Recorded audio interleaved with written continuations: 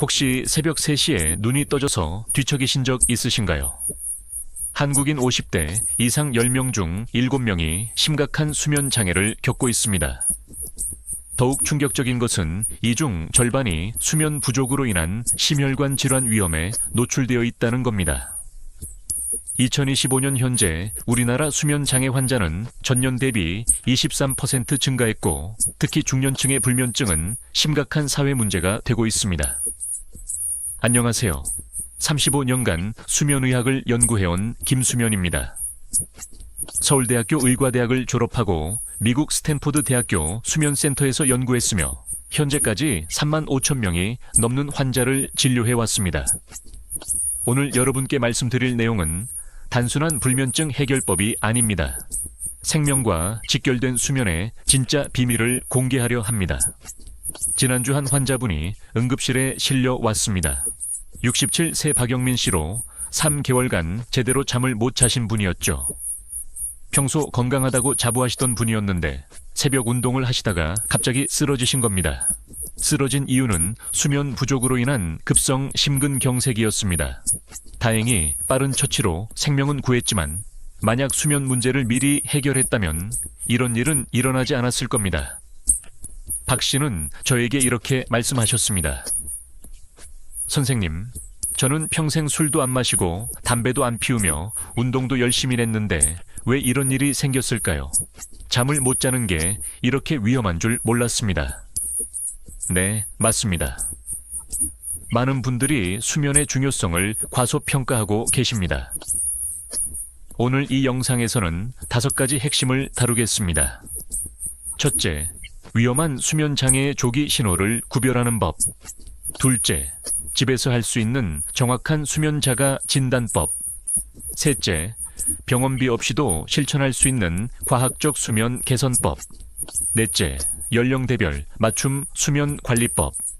다섯째, 수면제 없이도 깊은 잠을 잘 수 있는 자연 요법입니다. 35년간 3만 5천 명이 넘는 환자를 진료하면서 발견한 진실들을 오늘 모두 공개하겠습니다. 병원에서는 시간 관계상 자세히 설명드릴 수 없었던 내용들까지 말이죠. 특히 마지막에는 우리나라 의료진들만 아는 특별한 체크리스트와 주 완성 수면 개선 프로그램을 선물로 드리겠습니다. 74, 새 박정희 할머니의 이야기를 들려드리겠습니다. 평생 성실하게 사신 분으로 새벽 5시에 일어나 시장에 나가 좌판을 벌이시고 저녁에는 손자들 뒷바라지를 하시며 40년을 보내셨죠. 동네에서도 부지런하기로 소문난 분이셨습니다. 그런데 3년 전부터 이상한 일이 벌어지기 시작했습니다.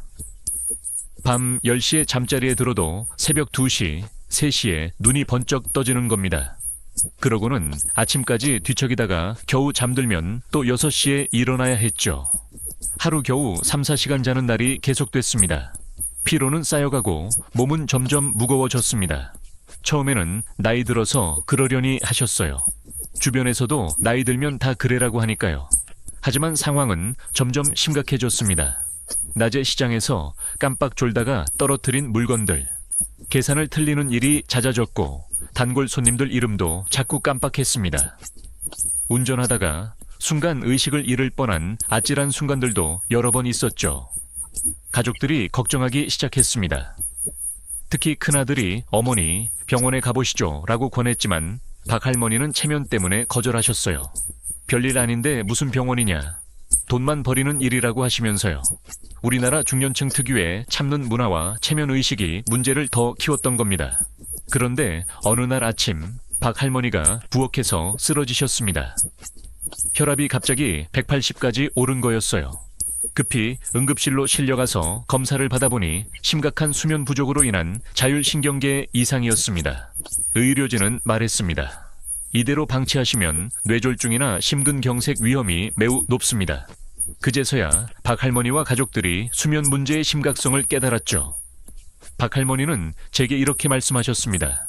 선생님, 저는 평생 남에게 피해 주지 않고 살았는데 이제 가족들한테 짐이 되는 것 같아 괴로워요. 손자들 대학 등록금도 도와주고 싶은데 이 모양이니 어떻게 하겠어요. 제발 도와주세요. 그분의 간절한 눈빛을 보며 저는 반드시 도와드리겠다고 다짐했습니다.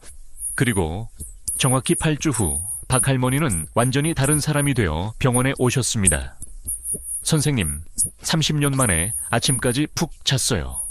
이렇게 개운한 아침이 있다는 걸 깜빡 잊고 있었네요. 박 할머니의 얼굴에는 생기가 돌아와 있었고 목소리에도 힘이 있었습니다. 가족들도 어머니가 예전 모습으로 돌아오셨다며 기뻐하셨어요. 더 놀라운 것은 다른 변화들이었습니다. 혈압이 정상으로 돌아왔고 당뇨 수치도 개선되었습니다. 기억력이 좋아져서 손님들 이름도 다시 기억하시고 계산 실수도 사라졌어요. 무엇보다 우울했던 기분이 완전히 좋아지셨습니다. 지금 박 할머니는 매일 아침 6시에 일어나서 동네 한 바퀴를 산책하시고 손자들과 함께 웃으며 시간을 보내고 계십니다. 시장 일도 예전처럼 활기차게 하시고 새로운 요리법도 배우고 계세요. 그분이 어떻게 이런 극적인 변화를 이뤄내셨는지 지금부터 자세히 알려드리겠습니다. 수면이 왜 이렇게 중요할까요? 단순히 피로 회복 때문일까요?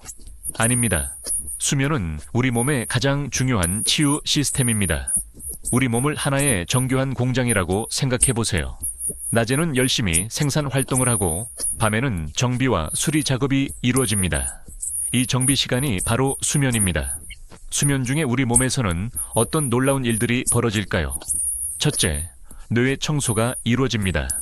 뇌 척수액이 활발하게 순환하면서 낮에 쌓인 독소들을 씻어내죠. 특히 알츠하이머 치매의 원인인 아밀로이드 베타 단백질을 제거하는 가장 중요한 시간입니다. 이것이 바로 충분한 수면이 치매 예방에 필수적인 이유입니다. 둘째, 성장 호르몬이 분비됩니다. 성장 호르몬은 아이들에게만 필요한 거 아닌가라고 생각하실 수 있지만 어른에게도 매우 중요합니다. 손상된 세포를 복구하고 근육을 재생하며 면역력을 강화하는 역할을 하거든요. 특히 밤 10시부터 새벽 2시 사이에 가장 많이 분비됩니다. 셋째, 기억이 정리됩니다. 낮에 학습한 내용들이 장기 기억으로 변환되고 불필요한 정보는 삭제됩니다. 마치 컴퓨터의 디스크 정리와 같은 과정이죠. 그래서 잠을 제대로 자지 못하면 기억력이 떨어지는 겁니다. 네 번째, 면역 시스템이 강화됩니다. T세포와 NK세포 같은 면역세포들이 활성화되어 바이러스나 세균, 심지어 암세포까지 공격합니다. 실제로 수면이 부족한 사람은 감기에 3배 더 잘 걸린다는 연구 결과가 있어요. 다섯째, 호르몬 균형이 맞춰집니다. 스트레스 호르몬인 코르티솔은 줄어들고 행복 호르몬인 세로토닌과 도파민은 늘어납니다. 그래서 잠을 잘 자면 기분이 좋아지는 거예요. 여섯째, 신진대사가 조절됩니다. 렙틴이라는 포만감 호르몬이 정상적으로 분비되고 그렐린이라는 식욕 호르몬이 억제됩니다. 수면 부족이 비만의 원인 중 하나인 이유가 바로 이것입니다. 그런데 수면이 부족하면 어떻게 될까요? 이 모든 과정이 제대로 이루어지지 않습니다. 마치 공장의 정비 시간을 줄이는 것과 같아요. 처음에는 별 문제 없어 보이지만 시간이 지나면서 곳곳에서 고장이 나기 시작합니다. 의학적으로 수면 부족이 가져오는 심각한 결과들을 살펴보겠습니다. 심혈관 질환 위험이 47% 증가합니다. 수면 부족은 혈압을 상승시키고 혈관염증을 유발하며 부정맥의 원인이 되거든요. 특히 우리나라 중년층에게 많은 고혈압의 상당 부분이 수면 장애와 관련이 있습니다. 당뇨병 위험도 크게 늘어납니다. 수면이 부족하면 인슐린 저항성이 증가하고 혈당 조절이 어려워집니다. 실제로 하루 6시간 미만으로 자는 사람들의 당뇨병 발병률이 7, 8시간 자는 사람보다 2배나 높다는 연구 결과가 있습니다. 면역력 저하도 심각한 문제입니다. 수면이 부족한 사람들은 감기에 3배 더 잘 걸리고 백신 효과도 50% 감소합니다. 특히 요즘 같은 시기에는 더욱 주의해야겠죠. 암 발생 위험도 증가합니다. 수면 부족은 암 억제 유전자의 활동을 떨어뜨리고 종양 성장을 촉진하는 환경을 만듭니다. 뇌 건강에도 치명적입니다. 수면 부족이 지속되면 뇌세포가 손상되고 기억력과 판단력이 떨어집니다. 알츠하이머 치매 위험도 5배나 증가한다는 무서운 연구 결과도 있어요. 특히 우리나라 고령화 사회에서 이는 심각한 문제입니다. 우울증과의 연관성도 빼놓을 수 없습니다. 수면 장애가 있는 사람들의 40%가 우울증을 겪습니다. 반대로 우울증 환자의 90%가 수면 문제를 가지고 있죠. 이 둘은 악순환을 만들어냅니다. 잠을 못 자면 우울해지고 우울하면 또 잠을 못 자는 거예요. 비만 위험도 크게 증가합니다. 수면이 부족하면 식욕을 조절하는 호르몬의 이상이 생겨서 과식하게 됩니다. 또한 신진대사가 느려져서 같은 양을 먹어도 살이 더 잘 찝니다. 그렇다면 위험한 수면 장애를 어떻게 조기에 발견할 수 있을까요? 35년간의 임상 경험을 바탕으로 7가지 핵심 신호를 말씀드리겠습니다. 첫 번째 신호는 새벽 3, 4시의 각성입니다. 정상적인 수면 패턴에서는 새벽 3, 4시가 가장 깊은 잠에 빠져 있는 시간입니다. 이 시간에 자꾸 깨신다면 심각한 신호입니다. 단순한 노화가 아니라 수면 구조의 변화를 의미하거든요. 특히 이 시간에 깨서 1시간 이상 잠들지 못하신다면 더욱 주의하셔야 합니다. 이는 멜라토닌 분비 이상이나 자율신경계 문제의 신호일 수 있어요. 두 번째 신호는 아침 기상 시 두통입니다. 잠에서 깨어났는데 머리가 지끈거리신다면 수면의 질에 문제가 있다는 신호입니다. 특히 뒷머리나 목 뒤쪽이 아프다면 수면 무호흡증을 의심해 봐야 합니다. 정상적인 수면 후에는 개운함을 느껴야 하는데 오히려 더 피곤하다면 깊은 잠을 못 자고 있다는 뜻이에요. 세 번째 신호는 낮 시간에 심한 졸음입니다. 오후 2, 3시경 약간의 졸음은 정상입니다. 하지만 운전 중이나 대화 중에 졸음이 몰려온다면 위험한 신호예요. 이는 야간 수면의 질이 떨어져서 수면 부채가 쌓인 상태입니다. 특히 앉아있을 때 10분 이내에 잠들어 버린다면 심각한 수면 부족 상태라고 봐야 합니다. 네 번째 신호는 감정 조절의 어려움입니다. 사소한 일에도 짜증이 나거나 평소보다 우울한 기분이 자주 든다면 수면 장애의 신호일 수 있습니다. 수면 부족은 감정을 조절하는 뇌 부위의 기능을 떨어뜨리거든요. 가족들이 요즘 성격이 예전 같지 않다고 말한다면 한번 의심해 보세요. 다섯 번째 신호는 기억력과 집중력 저하입니다. 깜빡깜빡하는 일이 늘어나거나 평소 쉽게 했던 일에 집중하기 어렵다면 수면의 질을 점검해 봐야 합니다. 특히 새로운 것을 배우기 어려워지거나 말하려던 단어가 생각나지 않는 일이 자주 생긴다면 더욱 그렇습니다. 여섯 번째 신호는 면역력 저하입니다. 감기에 자주 걸리거나 상처가 잘 낫지 않는다면 수면 부족을 의심해 봐야 합니다. 또한 알레르기 증상이 심해지거나 피부 트러블이 자주 생기는 것도 관련이 있을 수 있어요. 일곱 번째 신호는 식욕과 체중의 변화입니다. 갑자기 식욕이 늘어나거나 특히 단 음식이나 기름진 음식이 당긴다면 수면 부족의 신호일 수 있습니다. 반대로 식욕이 전혀 없는 경우도 마찬가지예요. 이런 신호들이 2주 이상 지속된다면 반드시 전문의와 상담하시기 바랍니다. 조기에 발견하고 치료할수록 회복이 빠르고 완전합니다. 이제 집에서 간단하게 할 수 있는 수면 자가 진단법을 알려드리겠습니다. 병원에 가기 전에 미리 자신의 상태를 파악해보세요. 10초 졸음 테스트부터 해보세요. 조용한 곳에 편안하게 앉으세요. 눈을 감고 10까지 세어보세요. 만약 10까지 세기 전에 잠들 것 같은 느낌이 든다면 심각한 수면 부족 상태입니다. 정상적인 경우라면 10초 정도로는 잠들지 않거든요. 이 주간 수면 일기 작성법도 중요합니다. 매일 다음 항목들을 기록해보세요. 잠자리에 든 시간, 실제로 잠든 시간, 밤중에 깬 횟수와 시간, 아침에 일어난 시간, 일어났을 때의 컨디션을 1점에서 10점으로, 낮 시간, 졸음의 정도를 1점에서 10점으로 기록하세요. 이 기록을 2주간 하시면 자신의 수면 패턴을 객관적으로 파악할 수 있습니다. 코골이 확인법도 해보세요. 가족에게 부탁해서 자는 모습을 관찰해달라고 하세요. 특히 코골이의 크기와 규칙성, 숨이 일시적으로 멈추는 현상, 자면서 뒤척이는 정도, 입으로 숨 쉬는 현상을 확인해보세요. 혼자 사시는 분들은 스마트폰 앱을 이용하거나 녹음 기능을 활용해보세요. 아침 컨디션 체크리스트도 활용해보세요. 매일 아침 일어나서 개운하게 일어났는가, 머리가 맑은가, 몸이 가벼운가, 기분이 좋은가, 하루를 시작할 의욕이 있는가를 체크해보세요. 5개 중 3개 이하라면 수면의 질에 문제가 있을 가능성이 높습니다. 이제 실제로 수면을 개선할 수 있는 구체적이고 과학적인 방법들을 알려드리겠습니다. 이 방법들은 모두 의학적 근거가 있는 것들입니다. 수면 환경 최적화 3단계부터 시작하세요. 1단계는 온도 조절입니다. 침실 온도는 18에서 20도가 가장 이상적입니다. 우리 몸은 잠들 때 1201도 내려가는데 시원한 환경이 이를 도와줍니다. 너무 더우면 깊은 잠에 들기 어려워요. 특히 여름철에는 에어컨을 미리 틀어서 침실을 시원하게 만들어 두세요. 2단계는 조명 관리입니다. 잠들기 2시간 전부터는 밝은 불빛을 피하세요. 특히 스마트폰이나 TV의 블루라이트는 멜라토닌 분비를 방해합니다. 침실은 완전히 어둡게 하거나 어렵다면 수면 안대를 활용하세요. 두꺼운 커튼이나 블라인드를 설치하는 것도 좋은 방법입니다. 3단계는 소음 차단입니다. 조용한 환경이 최고지만 완전한 정적이 오히려 불편할 수 있습니다. 자연소리나 백색 소음을 활용하면 도움이 됩니다.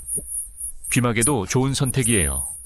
특히 도시에 사시는 분들은 교통소음 차단이 중요합니다. 수면 리듬 회복 7단계 프로그램을 실천해보세요. 1단계는 기상시간 고정하기입니다. 매일 같은 시간에 일어나세요. 주말에도 예외 없이요. 이것이 수면 리듬을 회복하는 가장 중요한 첫걸음입니다. 늦잠을 자고 싶은 마음이 들어도 참으세요. 2단계는 아침 햇빛 노출입니다. 일어나자마자 15분간 햇빛을 쬐세요. 이것이 생체 시계를 리셋하고 멜라토닌 분비를 조절합니다. 흐린 날에는 밝은 조명이라도 도움이 됩니다. 가능하다면 창가에서 아침 식사를 하시는 것도 좋아요. 3단계는 오후 운동하기입니다. 저녁 6시 이전에 30분간 가벼운 운동을 하세요. 걷기, 체조, 요가 등이 좋습니다.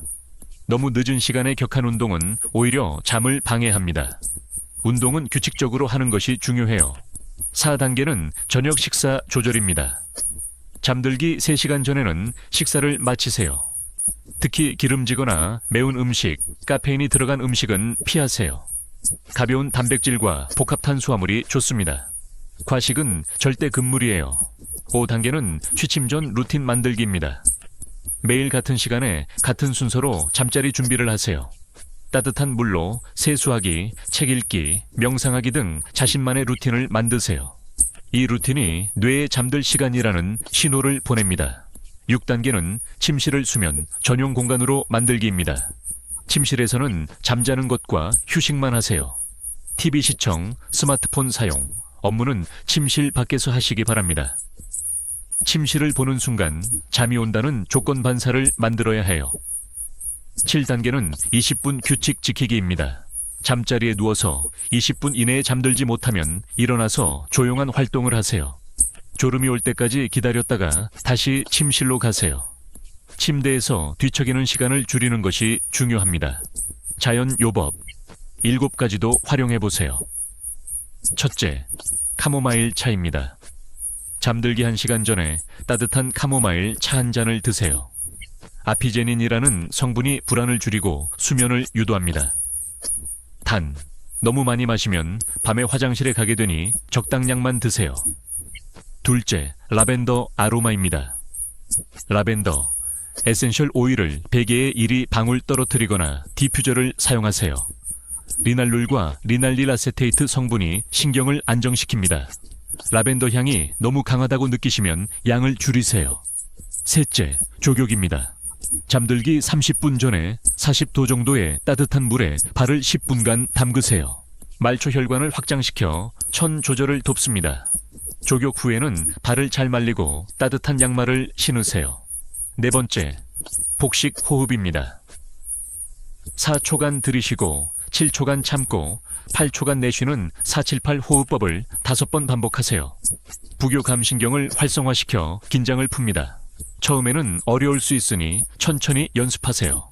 다섯째, 근육 이완법입니다. 발끝부터 머리까지 순서대로 5초간 힘주었다가 풀기를 반복하세요. 신체적 긴장이 풀리면 정신적 긴장도 자연스럽게 해소됩니다. 각 부위마다 충분히 집중해서 하세요. 여섯째, 따뜻한 우유입니다. 잠들기 1시간 전에 따뜻한 우유 한 잔을 드세요. 트립토판이라는 아미노산이 세로토닌과 멜라토닌 생성을 도와줍니다. 꿀을 조금 넣으면 더 효과적이에요. 일곱째, 독서입니다. 가벼운 소설이나 에세이를 읽으세요. 너무 흥미진진한 책은 오히려 잠을 방해할 수 있으니 편안한 내용의 책을 선택하세요. 종이책이 전자책보다 더 좋습니다. 실제 성공 사례들을 소개해드리겠습니다. 55 새 회사원 김진수 씨는 승진 스트레스와 야근으로 3년간 불면증에 시달렸습니다. 매일 수면제에 의존했고 점점 용량을 늘려야 했죠. 직장에서의 업무 효율성도 떨어지고 동료들과의 관계도 악화되었습니다. 김 씨가 실천한 방법은 다음과 같습니다. 매일 오전 7시 기상, 주말 예외 없음. 점심시간에 15분 낮잠. 오후 6시 이후 카페인 금지. 잠들기 2시간 전부터 스마트폰 사용 중단. 매일 밤 9시부터 1시간 독서. 주 3회 저녁 산책 30분. 결과는 놀라웠습니다. 4주 만에 수면제 없이도 잠들 수 있게 되었고 8주 후에는 완전히 정상적인 수면 패턴을 회복했습니다. 직장에서의 집중력과 업무 효율성도 크게 향상되었어요. 동료들도 김 씨의 변화를 놀라워했습니다. 62세 주부 이영숙 씨는 폐경 후 호르몬 변화로 인한 수면 장애로 고생했습니다. 밤에 식은땀을 흘리며 자주 깼고 낮에는 극심한 피로에 시달렸죠. 가사일도 제대로 할 수 없을 정도였습니다. 이 씨가 실천한 방법은 침실 온도 18도 유지, 면 소재의 잠옷 착용, 저녁 8시 이후 수분 섭취 제한, 콩과 견과류 위주의 저녁 식사, 매일 30분 요가와 명상, 라벤더 아로마 사용이었습니다. 결과는 6주 만에 야간 각성 횟수가 절반으로 줄었고 3개월 후에는 하룻밤에 7시간 연속 수면이 가능해졌습니다. 갱년기 증상도 함께 완화되었고 우울했던 기분도 많이 좋아졌어요. 70일 새 은퇴자 박영호 씨는 은퇴 후 일정한 스케줄이 없어지면서 수면 패턴이 완전히 무너졌습니다. 밤 12시에 자서 새벽 4시에 깨는 패턴이 반복되었죠. 낮에는 무기력하고 우울한 기분이 들었습니다. 박 씨가 실천한 방법은 매일 아침 6시 30분 공원 산책, 오전 10시부터 오후 4시까지 낮잠 금지, 저녁 7시 이후 TV 시청 중단, 밤 9시부터 취침 준비 루틴, 주3 후에 노인복지관 프로그램 참여, 저녁 조격 15분이었습니다. 결과는 2달 만에 밤 10시 30분 취침, 아침 6시 기상의 규칙적인 패턴을 만들었습니다. 우울감도 사라지고 활력이 넘치게 되었어요. 새로운 취미도 생기고 친구들도 많이 사귀셨습니다. 공통 성공 요인을 분석해보면 작은 변화부터 시작했다. 꾸준히 실천했다. 생활 전반의 패턴을 바꿨다. 가족의 지지와 협조를 받았다. 진전이 있을 때마다 기록했다는 점입니다. 연령대별 맞춤 수면 관리법도 알려드리겠습니다. 40, 50대는 직장 스트레스와 가정 부담이 가장 큰 시기입니다. 규칙적인 운동, 스트레스 관리, 카페인 조절이 특히 중요합니다. 주말에도 일정한 수면 패턴을 유지하세요. 60, 70대는 호르몬 변화와 신체 노화로 수면의 질이 떨어집니다. 낮잠 시간 조절, 저녁 식사량 줄이기, 규칙적인 사회 활동이 중요합니다. 약물 복용이 많은 경우 의사와 상담하세요. 70대 이상은 만성질환과 약물 부작용으로 수면 문제가 복잡해집니다. 안전한 수면 환경 조성, 가벼운 활동 유지, 정기적인 건강 검진이 필요합니다. 단계별 실천 가이드를 말씀드리겠습니다. 1주차에는 매일 같은 시간에 일어나기, 아침 햇빛 15분 쬐기, 침실 온도와 조명 점검하기를 실천하세요. 무리하지 말고 이 3가지만 확실히 해보세요.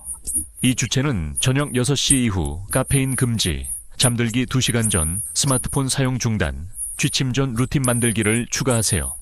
1주차 습관을 유지하면서 새로운 것들을 하나씩 추가해보세요. 3주차는 오후 운동 30분 시작, 자연 요법 중 하나 선택해서 적용, 수면 일기 작성을 시작하세요. 이제 본격적인 수면 개선이 시작됩니다.